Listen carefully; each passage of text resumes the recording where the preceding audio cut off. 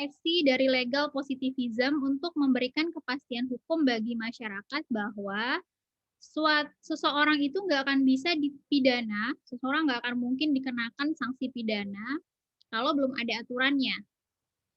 Nulla puna sine previa legi punali. Nggak bisa dipidana seseorang kalau belum ada aturan pidana yang mengaturnya. Memberikan kepastian hukum bahwa orang nggak mungkin diberikan pidana, dimasukkan ke penjara, tanpa ada aturan yang sudah mengaturnya. Oke, selanjutnya Fletcher menyatakan bahwa asas legalitas itu melindungi individu dari kesewenang-wenangan negara. Ada tujuan negatif dari asas legalitas. Sedangkan tujuan positifnya adalah untuk melindungi masyarakat dari kejahatan dengan menghukum pelaku kejahatan yang bersalah oleh negara. Pada prinsipnya kalau sudah ada aturannya jadi jelas. Kalau Anda melakukan pemerkosaan, Anda pasti masuk ke penjara. Jadi itu tujuan positif dari asas legalitas. Sedangkan dalam Al-Quran juga sudah dijelaskan bahwa dalam surat Al-Isra ayat 15, jadi kalau kita bicara tentang sistem hukum, itu ada sistem hukum positif Indonesia ya, sistem hukum positif Indonesia yang merupakan turunan dari sistem hukum civil law. Supposedly Anda sudah belajar itu, atau Eropa kontinental, karena kita jajahan Belanda. Jadi secara sistem hukum kita sebenarnya mengacunya kepada sistem hukum civil law atau Eropa kontinental. Kemudian ada sistem hukum common law. Common law itu dia adalah sistem hukum yang dianut oleh negara-negara jajahan Inggris. Inggris dan jajahannya, Commonwealth. Inggris, Amerika Serikat, Singapura, Malaysia, Australia, dia adalah negara dengan sistem hukum common law.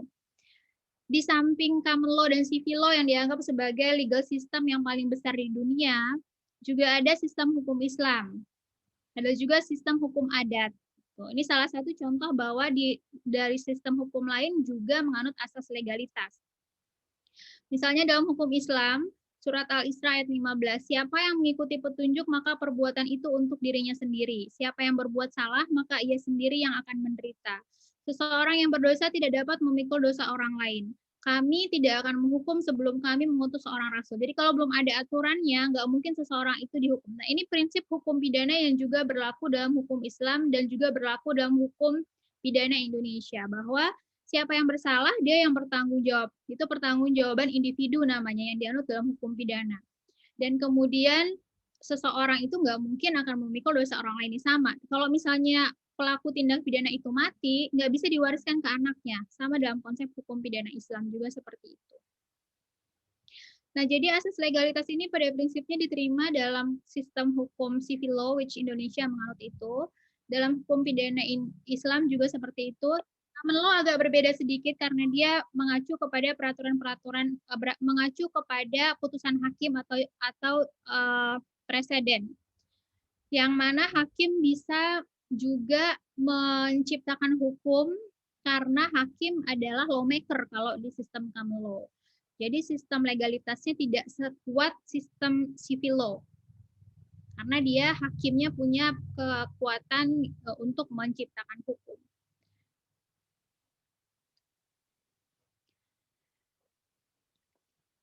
Selanjutnya, Purbah menyatakan bahwa penjaraan tidak melalui pengenaan pidana, namun melalui ancaman pidana di dalam peraturan perundang-undangan.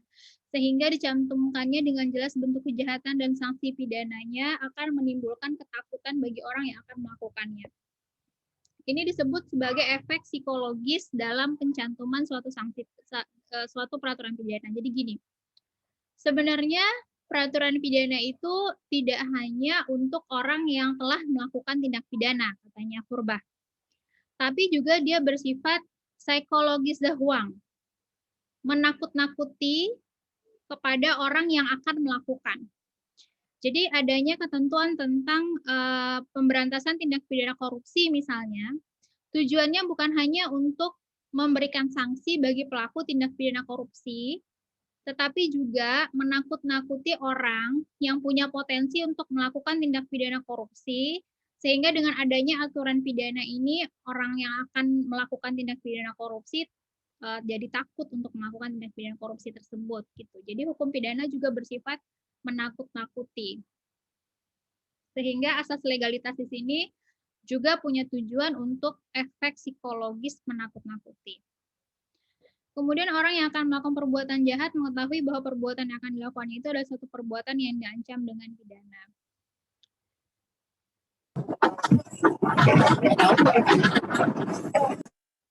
Jadi pada prinsipnya ada 3 landasan utama, rumusan utama dalam asas legalitas. Yang pertama, nulla puna sine lege. Nulla itu nggak ada, puna itu pidana, sine lege tanpa ada ketentuan perundang-undangan. Jadi nggak bisa ada pidana, pidana itu sanksi ya, sanksi pidana, tanpa ada ketentuan undang-undang. Yang kedua, nulla puna sine crimen. Nulla itu tidak ada, puna itu pidana atau sanksi pidana, sine crimen, crimen crime, tindak pidana. Jadi seseorang nggak mungkin dijatuhi sanksi pidana kalau dia tidak melakukan tindak pidana. Yang ketiga, nullum crimen sine lege. Nggak mungkin ada tindak pidana kalau tidak ada peraturan perundang-undangan yang mendasarinya menyatakan itu sebagai tindak pidana. Misalnya gini, saat ini di Indonesia tidak ada larangan untuk merokok. Ya enggak? Kalau misalnya merokoknya hari ini, berarti tidak bisa dipidana. Tapi kalau misalnya besok berlaku ketentuan tentang merokok disahkan oleh pemerintah dan DPR, maka orang yang merokok hari ini nggak bisa dipidana. Karena peraturan itu hanya berlaku untuk besok dan seterusnya. Jadi nulla crimen sine lege, nggak mungkin ada tindak pidana. Jadi hari ini merokok bukan tindak pidana, tapi ketika besok ketentuan bahwa merokok itu dipidana, dia baru menjadi tindak pidana dan berlakunya ke depan. Dia tidak berlaku untuk hari ini. Jadi dia berlakunya ke depan, bukan berlakunya surut ke belakang. Kalau kita lihat sejarah dari asas legalitas, pada prinsipnya asas ini pertama kali dituangkan dalam Konstitusi AS tahun 1776, dan kemudian dalam pasal 8 Declaration des droits de l'homme et du citoyen, dan seterusnya tercantum dalam KUHP di berbagai negara di dunia. Pertama kali termuat dalam pasal 4 Kode Penal yang disusun Napoleon Bonaparte, yang mana kemudian ini menjadi KUHP-nya Perancis, dan Perancis menjajah Belanda. Kemudian Belanda juga mengadopsi konsep-konsep kode penalnya Napoleon ini dan kemudian menjadikannya KUHP Belanda. KUHP Belanda, kemudian Belanda menjajah Indonesia, kemudian Indonesia menggunakan KUHP Belanda. Jadi begitulah sejarahnya dari zaman Romawi, Perancis menjajah Belanda, Belanda menjajah Indonesia. Jadi sebenarnya dasar hukum kita itu sejarahnya ya begitu. Belanda, kemudian Belanda itu sebenarnya juga dijajah Perancis. Perancis itu merupakan dijajahan dari Romawi. Jadi pada prinsipnya kita memang sangat Eropa kontinental dibandingkan dengan misalnya Amerika yang sangat common law yang merupakan jajahan dari Inggris. Oke, kalau kita lihat pasal 1 ayat 1 KUHP. Saya buka KUHP-nya dulu ya. Kalau Anda punya KUHP, tolong dibuka KUHP-nya.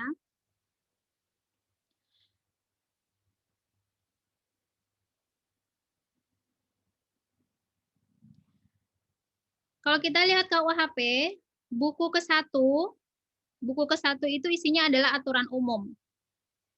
Aturan umum ini berlaku untuk semua ketentuan-ketentuan yang ada di buku 2 tentang tindak pidana, kejahatan, dan di buku ketiga tentang pelanggaran. Aturan umum ini terdiri dari 8 bab. Bab 1 itu berisi tentang batas-batas berlakunya aturan pidana dalam perundang-undangan. Pasal 1. Tolong dibacain Ilham. Ilham Firmansyah, bisa lihat. Pasal 1 Ilham.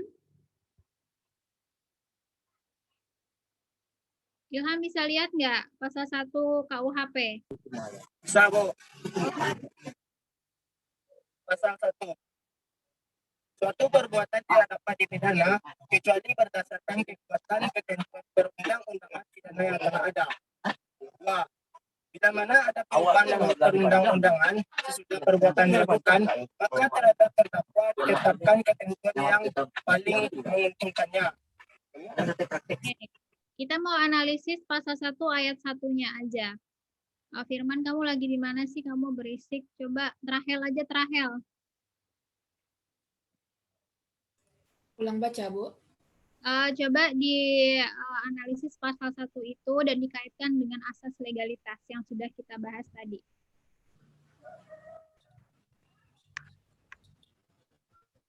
Jadi sesuai tadi asas legalitas berarti suatu perbuatan tidak dapat dipidana kecuali ketentuan peraturan pidananya telah ada. Artinya? Belum dan nggak bisa orang itu dipidana kalau peraturannya itu belum ada, aturan hukumnya belum ada. Oke, dipidana itu diapain? Dikenakan sanksi pidana. Dikenakan sanksi pidana kecuali ada peraturan perundang-undangan pidana yang telah mengaturnya. Jadi kalau kita lihat di sini sebenarnya pasal 1 ini dia menjelaskan tentang nullum delictum nullum crimen. Sebenarnya kalau kita lihat ke ketentuan yang ada di rumusan yang dijabarkan oleh Purba, dia sebenarnya menjelaskan nulla puna sine lege. Tidak ada pidana kalau tidak ada peraturan perundang-undangan yang mengaturnya. Jadi pasal 1 ayat 1 KUHP kita yang merupakan sebenarnya KUHP Belanda yang kita adopsi menjadi KUHP kita, itu adalah penterjemahan dari ketentuan yang disebutkan Purbah yang pertama ini, nulla puna sine lege. Tidak ada sanksi pidana kalau belum ada undang-undang yang mengaturnya. Exactly seperti ketentuan yang ada dalam pasal 1 ini. Suatu perbuatan tidak dapat dipidana, jadi tidak dapat dipidana, kecuali berdasarkan kekuatan perundang-undangan pidana yang telah ada. Tapi kalau kita lihat di sini dia bilang kan perbuatan tidak dapat dipidana, berarti ini sebenarnya juga bisa diindikasikan sebagai tindak pidana. Jadi nulla crimen sine lege juga merupakan penerjemahan dari pasal 1. Jadi pada prinsipnya pasal 1 kita ini adalah bentuk positivisasi dari asas legalitas yang secara teori adanya di doktrin dan kemudian dijadikan sebagai hukum dalam peraturan perundang-undangan. Itu pasal 1 terkait dengan asas legalitas. Nah, kalau kita lihat bahwa Schiffmeister dan Kaiser menjelaskan beberapa hal terkait dengan asas legalitas. Pertama, penuntutan pidana hanya boleh dilakukan menurut cara yang ditentukan oleh undang-undang. Kalau ini cara berarti ngomongin tentang hukum pidana formil. Berarti mekanisme bagaimana menegakkan hukum pidana material. Jadi seseorang itu hanya bisa ditangkap kalau ada aturannya. Jadi proses hukum acara pidana itu haruslah dilakukan berdasarkan peraturan perundang-undangan.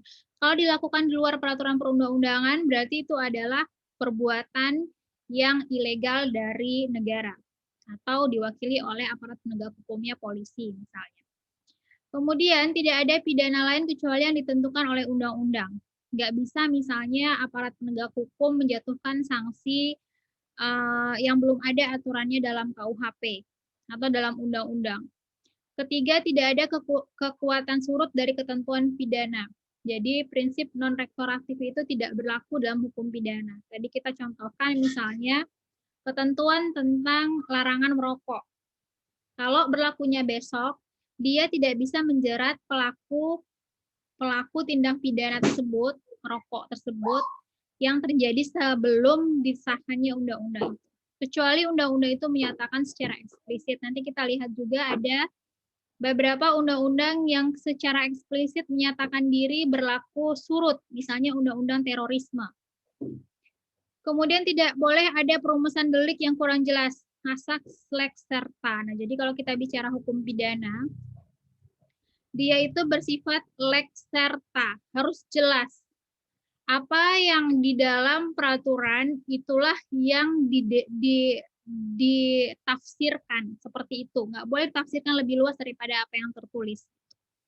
Jadi contohnya gini, kalau kita misalnya lihat ketentuan yang ada di Undang-Undang Perlindungan Anak misalnya, dilarang melakukan persetubuhan dengan anak. Jelas sertanya seperti itu. Kita nggak bisa menafsirkan seperti ini, sebaliknya.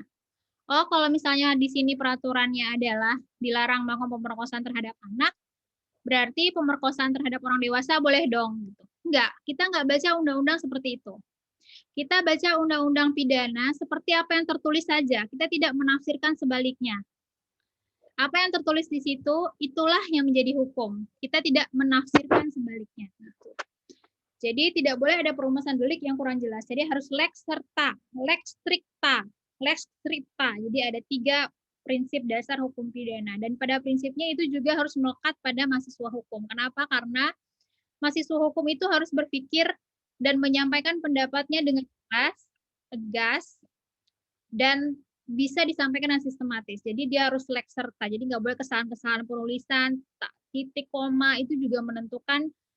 Jadi kayak skripsinya mahasiswa hukum itu harus sangat teliti. Jadi kalau Anda misalnya mau sekolah ke luar negeri ya, kuliah ke luar negeri itu untuk fakultas hukum dia minta, kalau untuk Australia misalnya dia minta IELTS-nya 7 kan.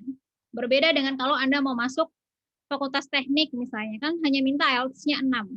Kenapa? Karena memang kemampuan berbahasa orang hukum itu harus sangat bagus. Karena memang hukum itu tentang bahasa. Penafsiran bahasa, penggunaan bahasa. Jadi memang hukum itu harus dia berbicara dengan jelas. Nggak boleh bertele-tele, menye-menye, itu bukan orang hukum tuh. Dan itu tergambar dalam tulisannya kalau Anda misalnya nulis skripsi nantinya. Selanjutnya, seseorang tidak dapat dipidana hanya berdasarkan kebiasaan. Harus ada aturan yang jelas. Kalau nggak ada aturannya, nggak bisa dipidana. Tidak ada penerapan undang-undang pidana berdasarkan analogi. Nggak bisa dianalogikan. Harus apa yang tertulis secara jelas, strikta. Harus yang apa yang tertulis jelas dalam peraturan tersebut. Tidak ada, seseorang tidak dapat dipidana kecuali berdasarkan ketentuan pidana menurut undang-undang yang berlaku. Nah, menurut Mulyatno, tidak ada perbuatan yang dilarang dan diancam dengan pidana kalau hal itu terlebih dahulu belum dinyatakan dalam suatu undang-undang. Untuk menentukan adanya perbuatan pidana tidak boleh digunakan analogi. Aturan hukum pidana itu tidak berlaku surut. Nah, kalau Mulyatno dia membatasi 3 hal dalam asas legalitas. Pertama, nggak bisa seseorang itu diancam dipidana kalau nggak ada ketentuannya. Yang kedua, tidak boleh analogi dalam membaca hukum pidana. Yang ketiga, aturan hukum pidana itu tidak berlaku surut. Itu asas legalitas. Jadi Anda kalau mau simple, apa itu asas legalitas? Asas legalitas itu adalah asas yang menyatakan bahwa sebuah perbuatan itu tidak bisa dipidana kalau belum ada aturan pidananya. Nulla crimen sine lege. Kemudian yang kedua, tidak ada analogi dalam hukum pidana. Apa yang tertulis itu maknanya, tidak bisa dianalogikan lain. Yang ketiga, hukum pidana itu tidak boleh berlaku surut. Artinya berlaku surut gini. Misalnya disahkan hari ini, dia berlakunya adalah hari ini dan ke depan. Dia tidak bisa berlakunya untuk kemarin-kemarin. Gitu. Jadi itu definisi dari asas legalitas atau makna dari asas legalitas. Nolum delictum, tidak ada tindak pidana tanpa undang-undang. Hanya aturan tertulis atau perundang-undangan saja yang boleh menentukan satu perbuatan sebagai perbuatan yang dilarang dan diancam dengan pidana. Terus gimana dengan delik adat? Beberapa ahli menyatakan bagaimana dengan delik adat. Pada prinsipnya di Indonesia saat ini delik adat itu masih diakui dalam Pasal 5 ayat 3B Undang-Undang Nomor 1 Darurat tahun 1951. Dapat digunakan sebagai dasar untuk memidana delik adat dalam kerangka asas legalitas berdasarkan ayat 1. Pasal 1 ayat 1 KUHP. Jadi deliknya, kalau delik itu berarti tindak pidananya. Tindak pidananya adalah tindak pidana adat. Penyelesaiannya adalah penyelesaian hukum acara pidana. Jadi pakai polisi, pakai jaksa gitu. Tapi tindak pidananya adalah tindak pidana adat. Misalnya orang yang kumpul kebo di daerah Minangkabau misalnya. Itu kan bertentangan dengan hukum adat Dagodagi dalam hukum pidana adat Minangkabau. Itu kalau dipermasalahkan bisa kemudian dipidana dalam hukum pidana Indonesia dengan konteks pasal 5 ayat 3B Undang-Undang Nomor 1 Darurat 1951.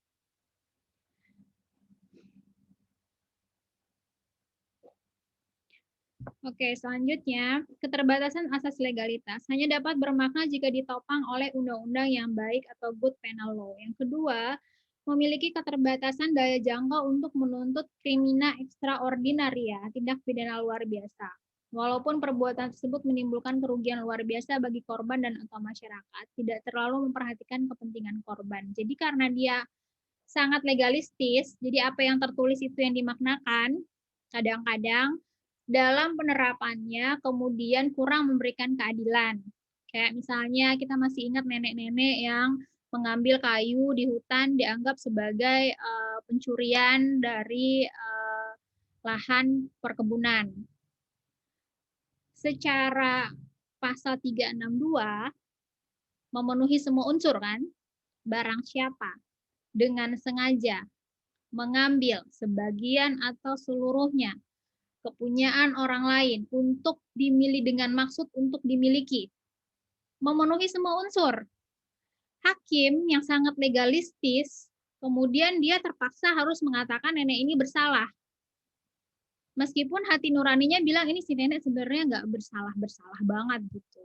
Dia hanya mencuri kayu yang merupakan tempat yang biasa dia mencari kayu. Dari zaman dia kecil memang di situ dia mencari kayu. Kemudian lahan itu dijadikan perkebunan oleh perusahaan besar dan tiba-tiba dia mencari kayu di situ, dianggap dia mencuri di situ. Secara asas keadilan itu bertentangan dengan hati nurani hakim. Bahkan dia waktu membacakan putusan tersebut dia sampai menangis kan, kasihan sama nenek ini. Tapi for the sake of legality, for the sake of kepastian hukum, for the sake of positivisme tadi, dia bilang saya harus menyatakan ibu ini bersalah karena dia memenuhi semua unsur pasal pencurian.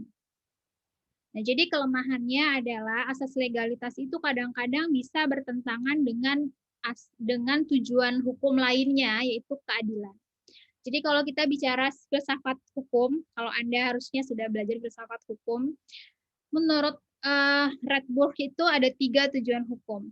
Yang pertama adalah keadilan, yang kedua adalah kemanfaatan, yang ketiga adalah kepastian hukum. Kepastian hukum ini sebenarnya adalah tujuan hukum yang juga penting dan yang paling diagung-agungkan oleh orang yang menganut asas positivism. Jadi aliran positivism dia sangat mengagung-agungkan kepastian hukum. Sedangkan aliran positivism ini akan bertentangan, biasanya bisa bertabrakan dengan tujuan keadilan tadi. Jadi kalau nggak di support dengan good penal law, hukum itu tidak bisa berjalan dengan baik. Yang kedua adalah hukum itu seringkali tertinggal dari perkembangan masyarakat. Masyarakatnya udah kenal internet, udah kenal Gojek, udah kenal prostitusi online, aturannya belum ada. Aturannya masih gitu-gitu aja. Sehingga akhirnya hukum itu tidak bisa bekerja dengan baik karena asas legalitas. Kan nggak bisa orang dipidana kalau nggak ada aturannya. Orang udah LGBT, orang udah kemana-mana, hukum pidana kita masih pakai hukum pidana Belanda. Yang mana di Belanda sendiri sudah direvisi. Indonesia masih pakai undang-undang yang itu-itu aja. Sehingga ketentuan hukum itu tidak keep up dengan perkembangan masyarakat. Itulah kelemahan dari asas legalitas. Kemudian memiliki keterbatasan dalam tindak pidana yang bersifat luar biasa atau serius. Karena hakim tidak punya ruang yang cukup untuk bergerak dalam menafsirkan ketentuan undang-undang, apa yang ada di undang-undang harus dibuktikan dan kalau terbukti dia dinyatakan bersalah, hakim hanya seperti corong undang-undang. Hanya sekedar menghubung-hubungkan fakta dengan unsur tanpa melihat tujuan besar dari hukum itu adalah mencari keadilan. Sehingga kadang-kadang tindak pidana itu dipukul sama rata aja gitu. Karena aturannya memang seperti itu ya. Akhirnya hakim dia juga tidak mau ambil resiko kalau hakim-hakim Indonesia berbeda dengan hakim-hakim dengan background common law. Hakim-hakim dengan background common law dia punya ruang yang sangat besar untuk mengimprovisasi hukum. Kalau dia kan berdasarkan kepada preseden, berdasarkan pada peraturan-peraturan yang sudah berlaku berdasarkan pada putusan-putusan hakim yang berlaku sebelumnya. Jadi kalau Anda misalnya lihat ke Australia, dia nggak punya KUHP. Karena dia untuk pembunuhan, pemerkosaan itu berangkatnya dari presiden, putusan-putusan hakim. Jadi emang kalau Anda misalnya kuliah ke negara-negara dengan background common law, itu tugas lawyers itu jauh lebih berat dibandingkan dengan lawyers yang ada di negara-negara civil law. Kenapa? Kalau Indonesia kan kita simply melihat KUHP kan. Kalau misalnya ada pembunuhan kita lihat aturannya 338. Atau kalau pembunuhan berencana 340. Atau kalau pembunuhan yang diikuti dengan kejahatan lain 339 misalnya. Kita simply melihat peraturan. Tapi kalau Anda adalah lawyers yang ada di negara dengan background common law, ada aturan, ada jurisprudence yang menjadi presiden. Jadi yang dikaji itu adalah putusan-putusan hakim sebelumnya. Makanya common law itu sangat heavy pada analisis putusan hakim. Karena memang putusan hakim itu menjadi hukum bagi negara tersebut. Gitu. Jadi memang kerjanya jauh lebih berat dibandingkan dengan lawyers yang ada di Indonesia. Selanjutnya, larangan analogi. Jadi kalau kita lihat tadi pendapat Mulyatno, asas legalitas pertama adalah tidak boleh ada tindak pidana kalau belum ada aturannya. Yang kedua adalah nggak boleh ada analogi. Ketentuan pidana itu harus ditafsirkan secara ketat, sehingga tidak menimbulkan perbuatan pidana baru. Analogi itu tidak berpegang pada aturan yang ada, tetapi sesuatu perbuatan dianalogikan dengan rumusan yang ada dalam undang-undang. Remeling menolak analogi dengan 4 alasan. Pertama, demi kepastian hukum. Yang kedua, pengembangan hukum tidak merupakan tugas hakim, katanya, tapi tugas legislator. Yang ketiga, membuka kemungkinan bagi hakim untuk berbuat sewenang-wenang dan mengambil keputusan dengan emosional karena pengaruh tekanan publik. Yang keempat, sejarah perundang-undangan tidak mengarahkan penggunaan metode penafsiran analogi. Jadi hakim itu memang hanya, kalau dalam konteks hukum dengan background civil law seperti Indonesia, hakim itu memang hanya menafsirkan undang-undang sebagaimana apa yang ada dalam undang-undang itu saja. Secara strict seperti itu. Nggak boleh dia menafsirkan lebih luas daripada apa yang ada di undang-undang sehingga kemudian menciptakan hukum yang baru. Karena memang jadi gini, kalau di negara common law berbeda antara rekrutmen hakim dengan rekrutmen hakim di civil law. Kalau hakim di civil law di Indonesia misalnya, Anda tamat S1, kemudian Anda terima jadi calon hakim, Anda pendidikan sebentar, Anda bisa jadi hakim. Sesimpel itu untuk menjadi hakim di negara-negara civil law. Tapi kalau untuk negara common law, untuk bisa menjadi hakim, dia adalah praktisi hukum, ahli hukum yang sudah berkecimpung di dunia hukum dan dihormati oleh kolega-koleganya. Di beberapa negara dia dipilih seperti anggota legislatif. Jadi hakim itu adalah jabatan yang prestisius kalau di negara common law, Amerika, Inggris, Australia. Hakim itu adalah jabatan yang prestisius.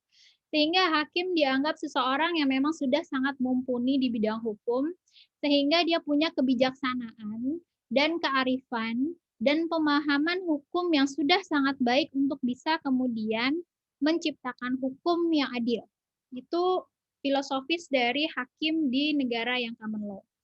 Di negara civil law, karena hakim itu rekrutmennya dari level yang rendah, sehingga hakim-hakim itu dianggap hanya sebagai corong undang-undang.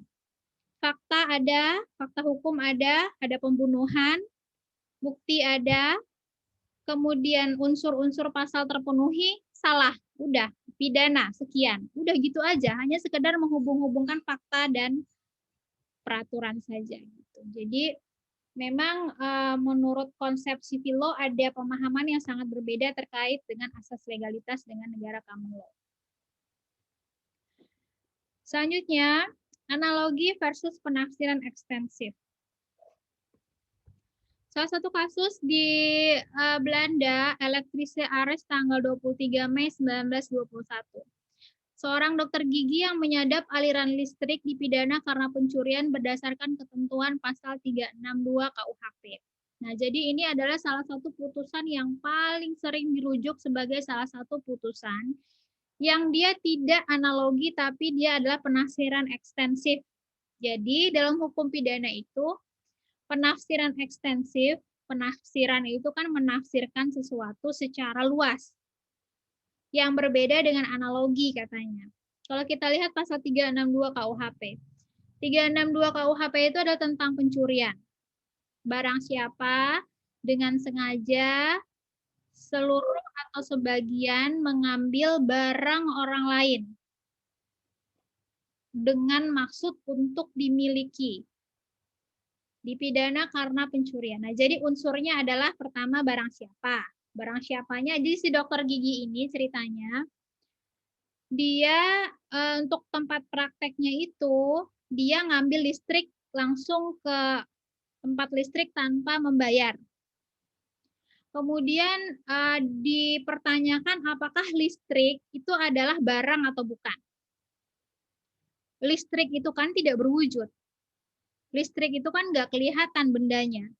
Apakah kemudian listrik itu bisa dianggap sebagai barang sebagaimana yang ada di pasal 362? Hakim dalam putusan Electricity Ares ini menyatakan bahwa listrik itu bisa ditafsirkan juga sebagai barang, sehingga memenuhi unsur barang yang ada di pasal 362 KUHP katanya. Ini salah satu putusan yang sangat revolusioner karena dia menafsirkan aliran listrik sebagai barang sebagaimana yang ada di pasal 362 KUHP. Nah, menurut pemahaman ahli, ini bukanlah analogi. Dia tidak menciptakan hukum baru, tapi dia menafsirkan secara ekstensif definisi barang sebagaimana yang ada di pasal 362 KUHP. Jadi pengertian good, benda atau barang juga dianggap meliputi daya listrik yang tidak berwujud, yang tidak kelihatan. Kemudian contoh lain adalah Ares Hoogederat tahun 1934. Hoogederat ini adalah Mahkamah Agungnya Belanda. Dalam kasus persetubuhan dengan wanita yang miring otaknya atau ya agak-agak bodoh gitu. Dianggap melanggar pasal 286 tentang larangan persetubuhan dengan wanita yang sedang pingsan atau tidak berdaya. Jadi kalau kita lihat ketentuan yang ada di pasal 286, kita lihat pasal 286 ya.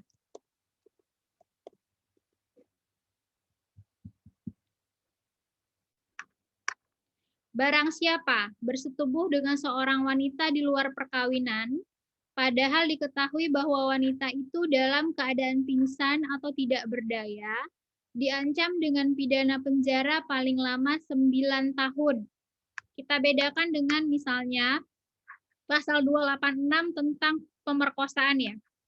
Barang siapa dengan kekerasan atau ancaman kekerasan memaksa seorang wanita bersetubuh dengan dia di luar perkawinan diancam karena melakukan perkosaan dengan pidana penjara paling lama 12 tahun. Yang berbeda adalah sanksi pidananya. Kalau Anda memperkosa wanita waras, sanksi pidananya ada 12 tahun. Kalau Anda memperkosa orang yang lagi pingsan atau tidak berdaya, ancaman pidananya 9 tahun.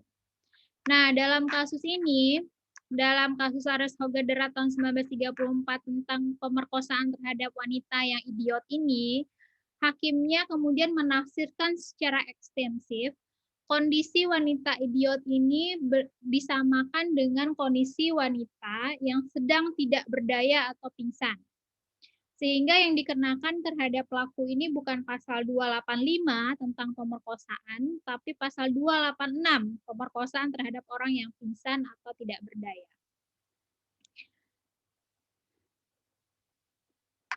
Oke, selanjutnya analogi versus penafsiran ekstensif. Perbedaannya ya. Analogi itu memperluas rumusan tindak pidana yang ada dalam undang-undang. Artinya, nanti ini buat Anda-Anda yang akan menjadi hakim.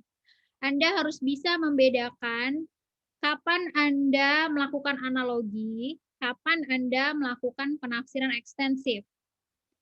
Anda tidak boleh melakukan analogi, tapi Anda boleh melakukan penafsiran ekstensif. Dan hukum itu memang adalah tentang penafsiran.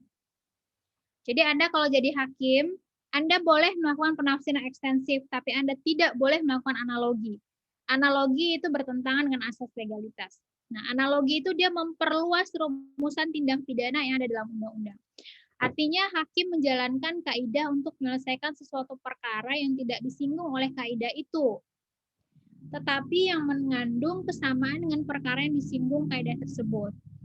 Sedangkan penafsiran ekstensif memperluas arti atau maksud yang sebenarnya dari suatu ketentuan undang-undang. Tetap berpegang pada aturan yang ada, namun memperluas arti. Ada perbedaan tentang batasan antara analogi dengan penafsiran ekstensif. Kita lihat ya. Rowling, Pompey, dan Jonkers. Dia bilang antara interpretasi ekstensif dan analogi tidak ada perbedaan asasi. Kata Rowling, Pompey, dan Jonkers. Mereka adalah ahli yang menolak penafsiran ekstensif. Pompey bilang, penerapan analogi hanya dibolehkan jika dapat dianggap bahwa ada kekosongan dalam hukum karena pembentuk undang-undang tidak lupa memikirkan demikian. Dan rumusan undang-undang tidak cukup luas sehingga rumusan undang-undang tidak mencakup kasus tersebut. Jonkers, interpretasi analogi dikembalikan kepada undang-undang dan analogi bukanlah merupakan pelanggaran terhadap pasal 1 ayat 1 KUHP. Wiryono Projodikoro, ada baiknya untuk tidak secara mutlak melarang atau memperbolehkan analogi dalam hukum pidana. Setiap masalah harus ditinjau sendiri-sendiri dan secara jujur dilihat dari bagaimana rasa keadilan sebaik-baiknya akan dipenuhi. Nah, ahli-ahli ini adalah ahli-ahli yang tidak setuju dengan pandangan bahwa hakim itu nggak boleh melakukan analogi ataupun penafsiran ekstensif. Mereka berpandangan asas legalitas itu akan mengungkung hakim dalam menemukan keadilan. Sehingga dalam konteks ini, analogi menurut para ahli ini termasuk interpretasi ekstensif atau penafsiran ekstensif itu diperbolehkan sepanjang tujuannya adalah untuk mencapai keadilan. Selanjutnya, penafsiran dalam hukum pidana. Tidak ada satupun undang-undang yang sempurna karena rumusan undang-undang itu adalah suatu pernyataan kehendak pembuatnya dan tidak tertutup kemungkinan kehendak itu hanya tidak dinyatakan secara tepat dan jelas sehingga diperbolehkan penafsiran ekstensif. Oleh karena itu, setiap undang-undang memerlukan penafsiran. Penafsiran yang baik dan tepat akan membuat undang-undang itu diterapkan secara baik dan dapat memberikan kepuasan bagi masyarakat, demikian pula sebaliknya.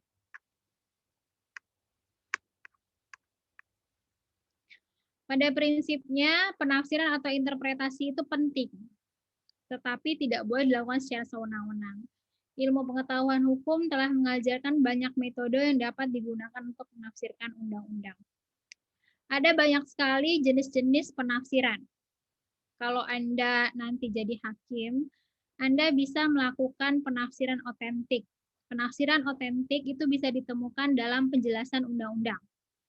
Jadi kalau kita bicara tentang undang-undang, apalagi undang-undang khusus ya, undang-undang khusus, dia menjelaskan penafsiran secara otentik.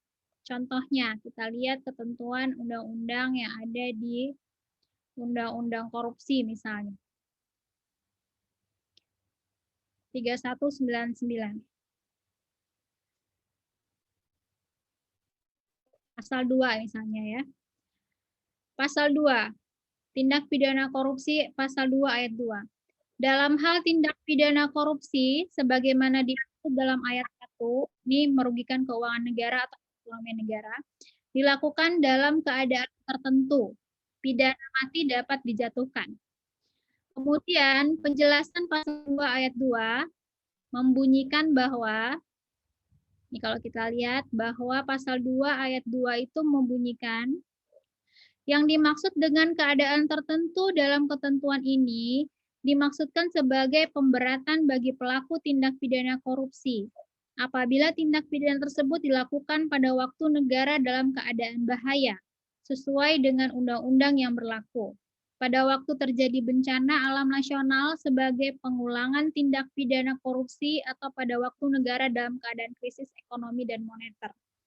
Pasal 2 ayat 2 hanya menjelaskan kalau korupsi pada pasal 2 ayat 1 dilakukan dalam keadaan tertentu, maka koruptor tersebut bisa dipidana mati. Penjelasan pasal 2 ayat 2 menjelaskan apa itu keadaan tertentu. Keadaan tertentu itu adalah keadaan di mana negara dalam keadaan bahaya. Misalnya, kalau ada bencana alam, Misalnya kalau tindak pidana itu adalah tindak pidana berulang, jadi dia residivis koruptor. Yang ketiga, negara dalam keadaan krisis, katanya. Jadi ini yang disebut dengan penafsiran otentik. Penafsiran otentik itu adanya di dalam penjelasan undang-undang itu sendiri. Yang kedua, penafsiran gramatika, arti kata menurut bahasa. Dalam konteks ini, pada prinsipnya, apa yang ada di dalam peraturan tersebut ditafsirkan seperti itu apa adanya. Sehingga secara gramatika, secara bahasa diartikan sesuai dengan ketentuan tersebut. Kemudian penafsiran historis, sejarah pembentukan undang-undang dan menurut sejarah hukum. Yang ketiga, penafsiran teleologis atau sosiologis sesuai dengan tujuan pembentukan undang-undang. Penafsiran logis, hal yang masuk akal. Penafsiran a contrario, pengertian sebaliknya. Penafsiran restriktif dilakukan pembatasan dengan mempersempit arti, dan penafsiran ekstensif melampaui batas-batas gramatika.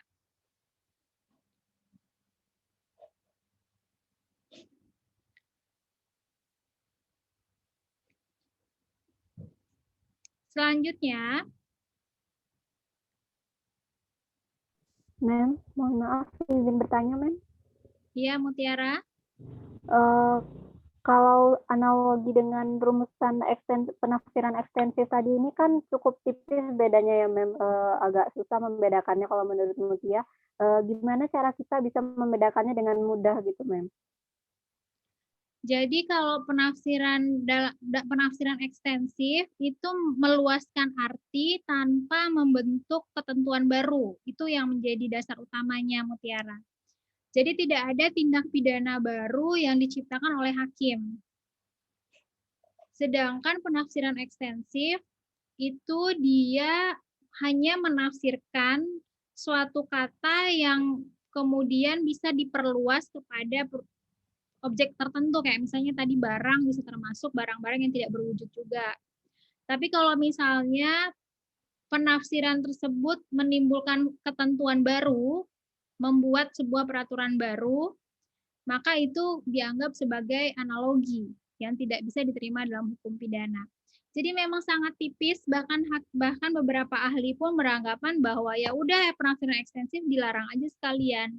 Tapi ada juga ahli yang bilang diperbolehkan ketentuan untuk memperluas arti untuk menjangkau kemajuan masyarakat. Tadi kayak misalnya, kalau misalnya si dokter ini dianggap barang tidak termasuk sebagai listrik, tadi aliran listrik tersebut tidak dianggap sebagai barang. Berarti si dokter ini bebas dong, karena memang aturannya nggak ada gitu. Padahal itu kan berarti tidak memberikan rasa keadilan bagi masyarakat. Jadi analogi berarti menciptakan ketentuan baru, sedangkan penafsiran ekstensif adalah menafsirkan ketentuan yang kurang jelas dalam undang-undang dengan definisi yang bisa diekstensifkan, diluaskan. Memang tipis sih, Mutiara, itu sangat bergantung kepada kasus dan fakta-fakta hukum dari kasus tersebut. Oke, Mem, terima kasih. Oke, Mutiara, thank you for the question. Selanjutnya, yang ketiga, jadi kalau kita melihat pendapat Mulyatno, asas legalitas pertama, dia harus ada ketentuan undang-undang yang mengaturnya. Yang kedua, dia tidak boleh analogi. Yang ketiga, dia tidak boleh berlaku surut. Asas legalitas mengandung makna lex temporis delicti. Undang-undang berlaku terhadap tindak pidana yang terjadi pada saat itu. Artinya, seseorang harus diadili menurut aturan hukum yang berlaku pada waktu perbuatan itu dilakukan. Oleh karena itu, aturan hukum pidana itu tidak boleh berlaku untuk perbuatan yang dilakukan sebelumnya. Larangan berlaku surut itu juga merupakan salah satu prinsip moral yang mesti dianut dalam setiap produk hukum. Sebab kalau tidak, maka akan berpotensi tinggi bagi timbulnya kesewenang-wenangan dari penguasa dan ketidakadilan. Tapi dalam pengalaman di beberapa negara, seperti di zaman masa Hitler, prinsip ini pernah ditinggalkan. Dalam undang-undang itu ditentukan ancaman bagi pidana mati bagi kejahatan pembakaran. Padahal KUHP Jerman hanya mengancam kejahatan pembakaran itu dengan pidana penjara. Jadi kasusnya adalah kasus Rechtang dan keluarkan undang-undang untuk melindungi rakyat dan negara. Ancaman pidana mati. Ceritanya gini, di Jerman sebelumnya belum ada ketentuan tentang tindak pidana melakukan pembakaran terhadap sesuatu sehingga menimbulkan kerugian bagi masyarakat. Kemudian terjadi kebakaran besar-besaran yang disebabkan oleh warga negara. Dikeluarkanlah Lex van der Loop yang kemudian mempidana pelaku pembakaran tersebut. Jadi pada prinsipnya pada masa Jerman itu meskipun ada aturan, Jerman juga adalah negara civil law yang juga sangat menganut asas legalitas. Dia kemudian melanggar ketentuan asas non-rektoratif ini untuk menjerat si pelaku pembakaran tersebut. Di Indonesia juga ada undang-undang terorisme. Undang-undang terorisme yang dibuat di Indonesia ini adalah untuk menangkap pelaku pemboman Bali. Jadi sebelum terjadinya peristiwa bom Bali 1, itu belum ada ketentuan undang-undang terorisme. Karena banyaknya desakan dari dunia internasional, terutama Australia, karena korbannya pada saat itu adalah kebanyakan warga negara Australia, akhirnya Indonesia mengeluarkan Perpu yang kemudian disahkan menjadi Undang-Undang Terorisme, yang mana di pasal 46 disebutkan, ketentuan dalam peraturan pemerintah pengganti undang-undang ini dapat diberlakukan surut untuk tindakan hukum bagi kasus tertentu sebelum mulai berlakunya peraturan pemerintah pengganti undang-undang ini, yang penerapannya ditetapkan dengan undang-undang atau peraturan pemerintah pengganti undang-undang tersendiri. Nah, jadi secara eksplisit pada pasal 46 dalam Perpu terorisme ini dinyatakan bahwa Perpu ini berlaku surut bagi perbuatan-perbuatan yang terjadi sebelum Perpu ini dikeluarkan, which secara eksplisit adalah pemboman Bali pada waktu itu. Larangan berlaku surut atau non-rektoratif. Pengecualian terhadap prinsip lex temporis delicti dalam hal terjadinya perubahan dalam aturan hukum setelah perbuatan pidana dilakukan, akan tetapi sebelum perkara diadili. Pasal 1 ayat 2, bila mana ada perubahan dalam perundang-undangan sesudah perbuatan dilakukan, maka terhadap terdakwa diterapkan ketentuan yang paling menguntungkannya. Aturan yang menguntungkan yang paling ringan berkaitan dengan pertama, misalnya dekriminalisasi, kedua, pertanggungjawaban pidana, misalnya mempersempit pertanggungjawaban pidana hanya pada korporasi saja misalnya, dan yang ketiga terkait dengan sanksi pidana. Jadi misalnya terkait dengan pencemaran lingkungan misalnya.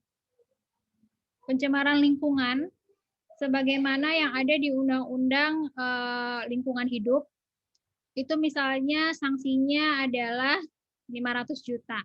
Tapi kemudian keluar ketentuan tentang Omnibus Law yang menyatakan bahwa terkait dengan pencemaran lingkungan tersebut dikurangi sanksi pidananya menjadi let's say 100 juta gitu. Dalam hal ini kalau misalnya ada seseorang yang sedang diproses karena pencemaran lingkungan berdasarkan Undang-Undang Lingkungan Hidup dan kemudian keluar Omnibus Law, ini contoh doang ya, saya nggak tahu sih apakah emang ada aturan atau enggak. Kemudian yang diberlakukan adalah undang-undang yang paling menguntungkan bagi si terdakwa. Gitu. Jadi memang yang paling menjadi concern adalah hukum pidana itu haruslah hukum yang paling meringankan bagi si pelaku tindak pidana. Itu yang diatur pada pasal 2 KUHP yang tadi sudah dibacakan. Pasal 1 ayat 2. Jadi kalau pasal 1 ayat 1 itu bicara tentang asas legalitas yang berkaitan dengan nggak boleh ada pidana, tidak boleh perbuatan dipidana kalau belum ada undang-undangnya. Nulla crimen sine lege. Kalau di pasal 2 ini menyatakan bahwa kalau ada perubahan undang-undang sesudah perbuatan dilakukan, berarti proses hukumnya sedang berjalan tapi belum inkrah. Kalau belum inkrah atau belum memiliki kekuatan hukum yang tetap, maka yang diberlakukan kepada si terdakwa tersebut adalah apa yang berlaku kemudian, undang-undang yang paling menguntungkan. Kalau yang berlaku kalau misalnya yang lebih menguntungkan adalah undang-undang yang lama, pakai undang-undang yang lama. Kalau yang lebih menguntungkan undang-undang yang baru, pakai undang-undang yang baru. Gitu. Oke, kita masuk ke asas kedua dari hukum pidana, yaitu asas legalitas. Jadi pertama, asas utama dari hukum pidana itu adalah asas legalitas. Asas yang kedua dari hukum pidana itu adalah asas teritorial. Pasal 2 KUHP. Kita lihat pasal 2 KUHP. Coba tolong dibacain Mutia.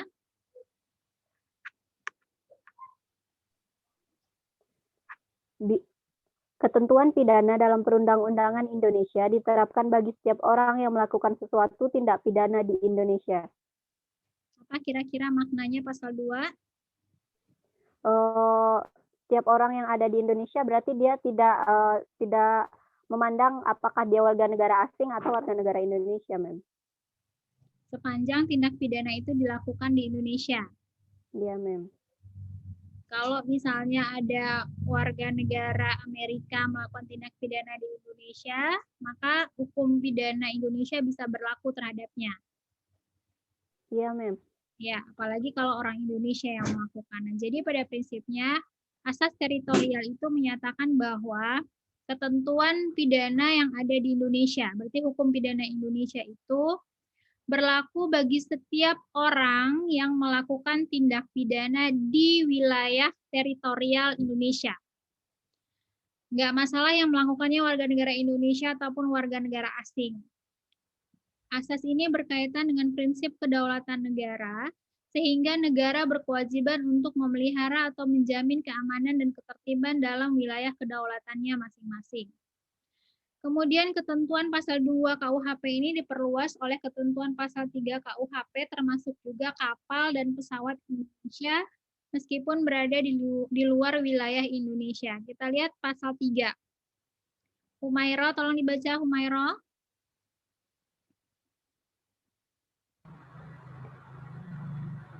Ketentuan pidana dalam perundang-undangan Indonesia berlaku bagi setiap orang yang di luar wilayah Indonesia melakukan tindak pidana di dalam kendaraan air atau pesawat udara Indonesia. Udah belajar hukum internasional belum? Belum, Mem. Belum, Mem. Nah, kalau kita bicara tentang teritorial Indonesia, itu tidak hanya batas wilayah Indonesia, dari Sabang sampai Merauke, bukan hanya itu. Tetapi juga termasuk adalah kendaraan-kendaraan yang berbendera Indonesia. Misalnya, pesawat terbang dengan bendera Indonesia, Garuda Indonesia. Kalau misalnya terjadi tindak pidana di pesawat dengan bendera Indonesia, maka hukum Indonesia berlaku terhadap penyelesaian kasus yang terjadi di pesawat dengan bendera Indonesia. Atau di kapal dengan bendera Indonesia. Itu juga termasuk adalah teritorial Indonesia. Sehingga pengertian asas teritorial ini tidak hanya dalam pengertian geografis Indonesia, tetapi juga diperluas sampai kepada kendaraan-kendaraan dengan bendera Indonesia. Meskipun dia adanya di lautan bebas, meskipun dia adanya di negara lain.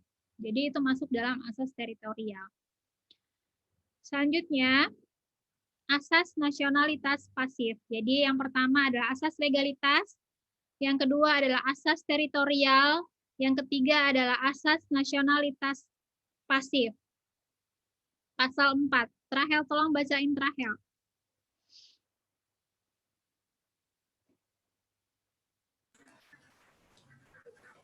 Ketentuan pidana dalam perundang-undangan Indonesia diterapkan bagi setiap orang yang melakukan di luar Indonesia.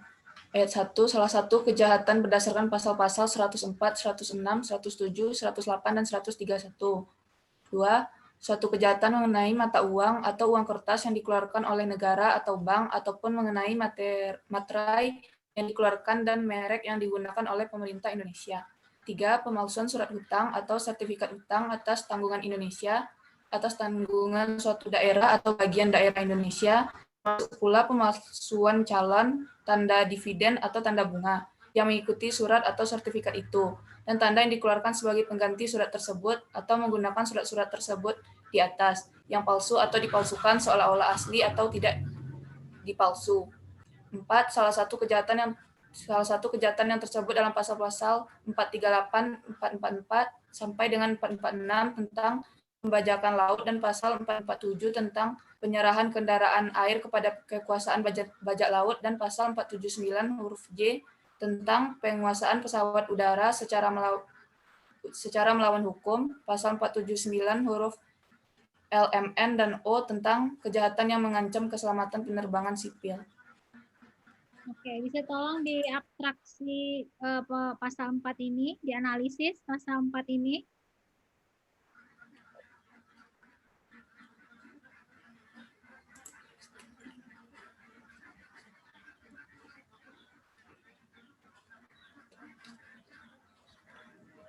Kita lihat pasal 104, 106, 107, 108, 131 ya.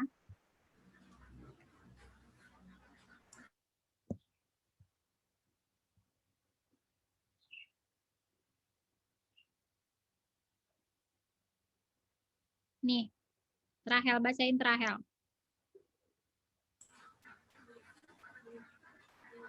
Pasal 106, makar dengan maksud supaya seluruh atau sebagian wilayah.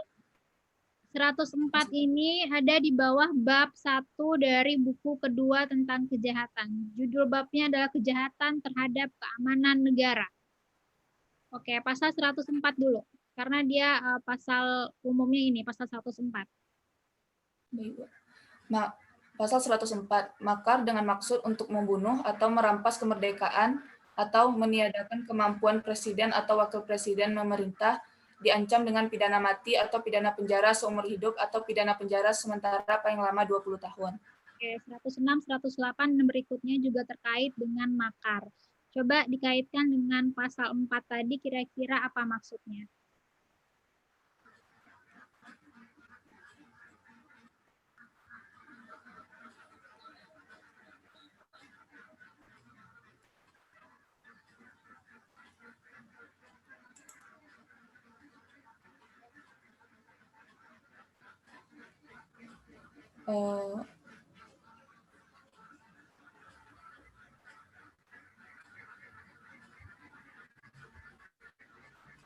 Ketentuan pidana dalam perundang-undangan Indonesia. Berarti semua ketentuan yang ada dalam Undang-Undang Indonesia. KUHP kah, Undang-Undang Khusus kah, diterapkan bagi setiap orang yang melakukan di luar Indonesia. Nah, berarti kan ini bertentangan dengan asas teritorial nih, pasal 2, pasal 3 kan? Ya, katanya ini tindak pidana dilakukan di luar Indonesia. Tapi diberlakukan hukum Indonesia untuk perbuatan 1 katanya terkait dengan makar atau berusaha untuk menjatuhkan kekuasaan yang sah. Jadi kalau misalnya setiap orang ini kan bisa orang Indonesia, bisa warga negara asing. Tapi proses untuk melakukan makarnya dilakukan bukan di Indonesia. Misalnya perencanaan makarnya dilakukan di Malaysia misalnya. Regardless dia orang Indonesia, regardless orang warga negara asing, regardless itu dilakukan di luar Indonesia, hukum Indonesia bisa berlaku terhadap orang tersebut. Jadi penyelesaian makar tersebut bisa dibawa di Indonesia menjadi jurisdiksi Indonesia, meskipun tidak dilakukan di wilayah atau di teritori Indonesia, meskipun tidak dilakukan oleh warga negara Indonesia. Tapi yang diganggu adalah kepentingan negara Indonesia. Itu terkait dengan pemerintahan yang sah, melengsarkan pemerintahan yang sah. Jadi asas nasionalitas pasif ini terkait dengan kepentingan negara Indonesia. Misalnya juga disebutkan, memalsukan mata uang Indonesia di luar negeri. Itu juga merupakan kewenangan dari jurisdiksi Indonesia bisa berlaku untuk itu, berdasarkan asas nasionalitas pasif. Jadi asas nasionalitas pasif ini mementingkan kepentingan negara Indonesia yang kemudian siapapun pelakunya, dimanapun dilakukannya, kalau terkait dengan kepentingan Indonesia, maka hukum Indonesia bisa berlaku di situ. Gitu. Jadi nasionalitas aktif itu bicara tentang itu. Lanjutnya, nasionalitas aktif. Pasal 5. Coba Habib tolong dibaca Habib. Baik, Ma'am. Pasal 5, ayat 1, ketentuan pidana dalam Perundang-undangan Indonesia diterapkan bagi warga negara yang di luar Indonesia melakukan 1. Salah satu kejahatan tersebut dalam bab 1 dan 2 buku kedua dan pasal-pasal 160, 161, 240, 279, 450, dan 451. 2. Salah satu perbuatan yang oleh suatu ketentuan pidana dalam Perundang-undangan Indonesia dipandang sebagai kejahatan, sedangkan menurut perundang-undangan negara di mana perbuatan dilakukan diancam dengan pidana. Ayat kedua, penuntutan perkara sebagaimana dimaksud dalam butir 2 dapat dilakukan juga jika tertuduh menjadi warga negara sesudah melakukan perbuatan. Oke, coba dianalisis pasal ini maksudnya apa?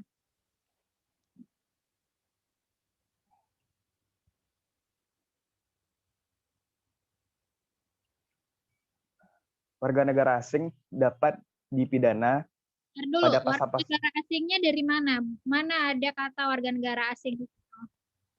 Oh, warga negara yang Warga tidak negara sedang berada, negara mana ini? bisa dalam negeri, luar negeri. Nah, Enggak dong, warga negara yang disebutkan dalam KUHP berarti warga negara Indonesia. Kecuali dia menyebutkan warga negara asing, nah itu baru jelas-jelas warga negara asing. Tapi kalau dalam pasal 5 ini, ketentuan pidana dalam perundang-undangan Indonesia diterapkan bagi warga negara. Berarti maksudnya warga negara Indonesia yang di luar Indonesia. Berarti warga negara Indonesia di yang luar wilayah. ada di luar Indonesia. Oke. Terus melakukan apa katanya? Melakukan kejahatan yang terdapat dalam bab 1 dan bab 2 pada buku kedua. Pasal-pasal kejahatannya itu yang terdapat dalam pasal 160, 161, 240, 279, 450, 451. Ada 6 kejahatan, 6 pasal yang dapat dianggap kejahatan. Oke, ini kejahatannya tadi salah satunya makar. Terus yang ini pasal 5 ayat 1 angka kedua.